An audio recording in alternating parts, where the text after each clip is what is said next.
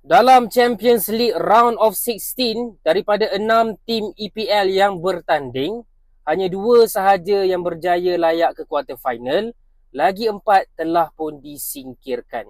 Maka ramailah yang mula berkata-kata, mula bertanya, "Bang, betul ke EPL ni liga paling power? Liga paling dahsyat? Kau kata power sangat, apa sampai banyak kalah ni?" Jadi video kali ni aku nak mempertahankan liga EPL. Walaupun 4 tim dah pun tersingkir, aku still nak kata EPL masih lagi liga paling power, liga paling kompetitif, liga paling susah dekat dunia ni. Okey, sebelum korang nak komen tu, sabar dulu, dengar penjelasan aku.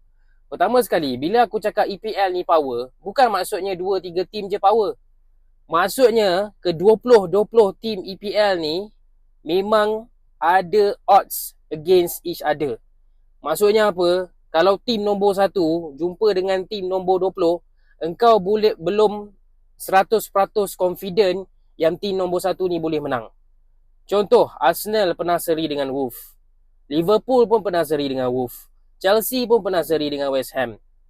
MU pun pernah seri dengan West Ham. Ini perbandingan tim yang berada dekat top dengan tim yang berada dekat bottom. Okay. Spurs pun pernah seri dengan Man City. Even pernah penang pun. Kalau tengok liga-liga lain, macam La Liga ke, Bundesliga ke, Liga A ke, benda ni pernah je berlaku. Tapi jarang-jarang lah. Bukan setiap minggu. Kalau EPL, hampir setiap minggu boleh ada kejutan tau. Tim yang dekat top boleh kalah dengan tim dekat bottom. Sebab tu aku cakap, bila kau letak dalam liga kompetitif macam ni, mestilah coach nak keluarkan first team, betul tak?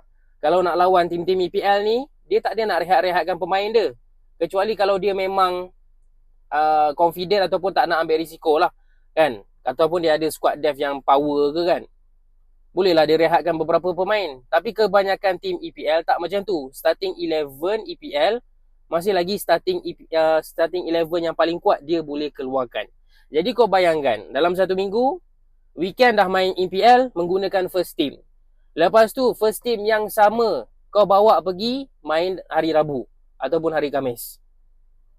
Adakah akan efek performance? Bagi aku akan efek.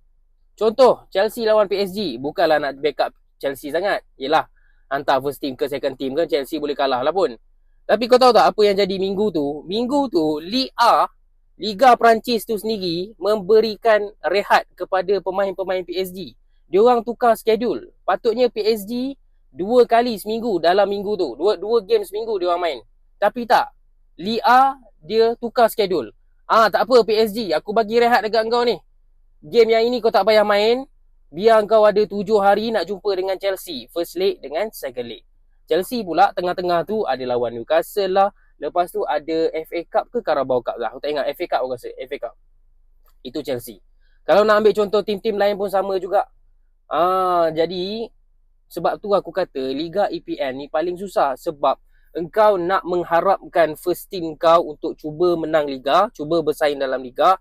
At the same time, the same players kau gunakan untuk bertanding dalam UCL juga. Kalau La Liga, Barca, Real Madrid, Atletico, 3 tim ni je lah yang lebih power daripada tim-tim yang lain. Ada peluang nak rehatkan pemain tak? Ada peluang. Lain dengan EPL. Bagi aku, EPL lagi power. Kalau letaklah tim-tim, kalau tim-tim som-som kuku dekat liga-liga lain, dekat dalam EPL, tak mampu dia menang dengan Fulham. Tak mampu dia menang dengan Leeds. Even dengan Wolves yang dekat nombor 20 pun, belum tentu boleh menang. Itu pendapat aku pasal Liga EPL. Kenapa aku kata EPL masih lagi liga paling power dekat dunia ni. Korang komen pendapat korang dekat bawah. Dan macam biasa yang nak support me bro, tekan butang follow.